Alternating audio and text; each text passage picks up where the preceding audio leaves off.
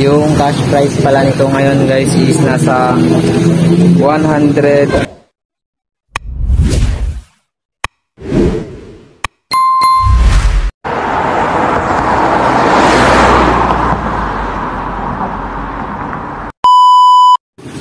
So what's up mga karusi, kumusta kayo? It's me nga naman. Today's vlog is mag-update tayo dito sa ating Rusi Chariot passenger type, kung magkano yung price at saka ano niya, price ng cash or sa installment basis niya mga karusi. So bago yun is i-update muna natin tong ating Rusi Chariot 175. So yun, kung makikita niya is may pagka-light na yung kulay red niya, no? Dati is parang maroon yung kulay niya. Ngayon is ano na siya mga karusi, red na.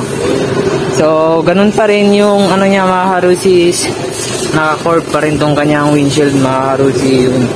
Tapos itong kanyang signal light is ganun pa rin, naka-halogen pa rin, naka-bulb pa rin.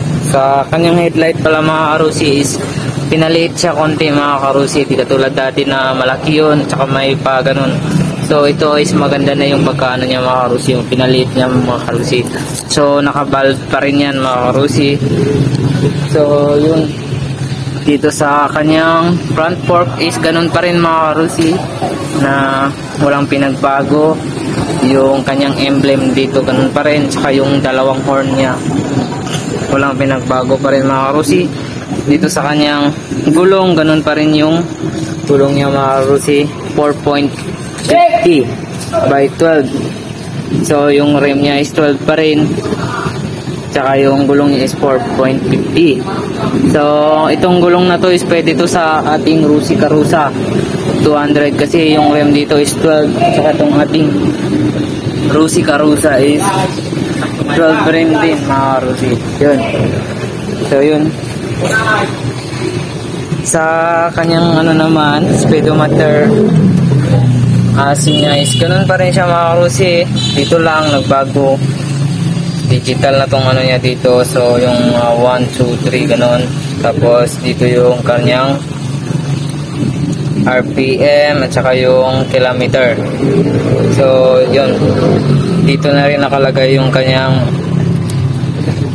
mga kita, yung arrow ng signal light. Ito yung sa neutral, ito yung sa high and low.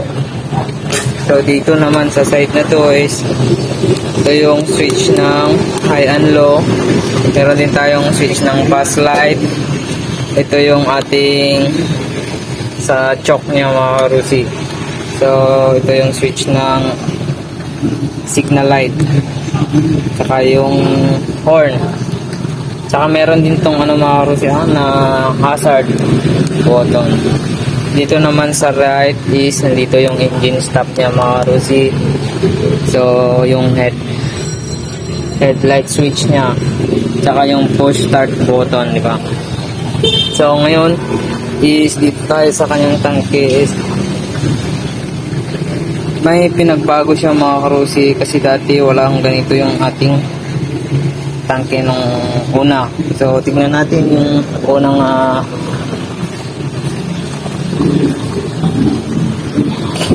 so yun. So iba yung fuel tank top nya, mas malaki, katulad dun sa bago natin na Rusi Chariot 175. Saka yung kulay niya is sobrang dark green. Yung decals niya is binago rin, yung ating bagong Rusi Chariot 175.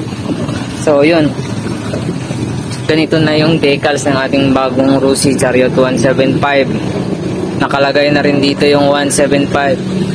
Yung una is Rusi lang, tapos decals. Ito meron ng Rusi, meron na ring 175 na nakalagay. Dito naman sa upuan, mas makapal na tong leather, ano niya, cover. Leather na to mga karusi. So hindi na basta-basta napupunit, pati din dito sa sandalan ng driver mga karusi. Yun. So dito naman sa kanyang side cover is may pinagbago rin. So maganda na yung design niya, oh. Meron na rin nakalagang laki ng sticker na nakalagay na passenger. So yung old na side cover natin is papakita ko sa inyo. So yun mga karusi, ito yung old na cover ng ating Rusi Chariot 175 at saka ito yung kanyang cover ng upuan. So parang mas maluwag lang siya, di katulad nung bago natin mga karusi. Yun, yan. So dito napakaganda ng kanya pagka. So yun nga, yung kulay niya is mas nag-light na siya kaysa dun sa old na ano. Yun. So sa size naman niya is ganun pa rin mga karusi. Yung gulong niya ganun pa rin. So dito naman sa ating Rusi passenger type, nakagandaan nito is may shock absorber siya. So yung ano natin, Chariot 175 with roof, wala po siyang shock absorber mga karusi. So yun. So yung upuan naman niya dito is mas pinalapat na siya. Mas pinalapat na tong ating upuan. Not like dati na parang maliit lang yung mga ganito lang. Parang isang dangkal ko lang. Yun. So ito pala yung kanyang loan na hindi pa namin kinabit. Kakabit namin to pag mabili na. So yun, ganito pala yung passenger natin, open dito. Tsaka may upuan din siya, not like dito sa ating cargo type na straight lang po yung pagbuksan dito. Tsaka wala po siyang akyatan. So yun po yung pinagkaiba. Sa price list naman niya mga karusi is i-update ko na kayo. So yun nga guys, i-update ko kayo sa price ng ating Rusi Chariot 175. So ang new price pala natin dito ngayon sa ating Rusi Chariot 175 ngayong July 20, 2024 is yung cash price pala nito ngayon guys is nasa 119,000 na lang Rusi. So kung gusto nyo namang mag-installment nito is yung down payment natin is nasa 15,000 lang mga karusi. So kung gusto nung installment ng 36 months is magma-monthly ka lang ng 4,735.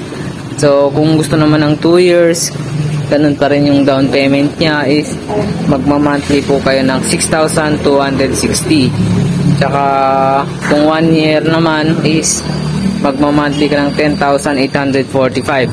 So yung mga monthly na yun is may rebate pa yun na 300 mga Rusi.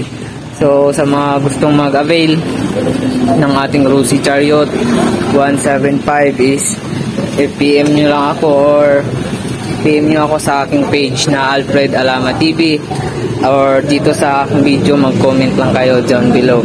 So yun, sa mga gusto ring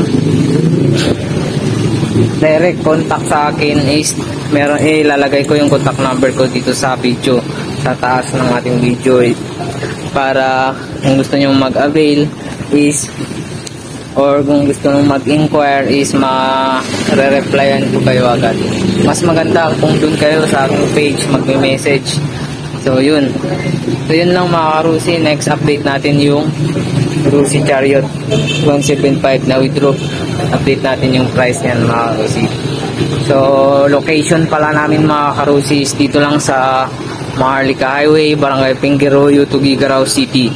So yun, kaharap namin tong Nogs Motor Parts at saka itong Tiles Enterprise and Motoposh.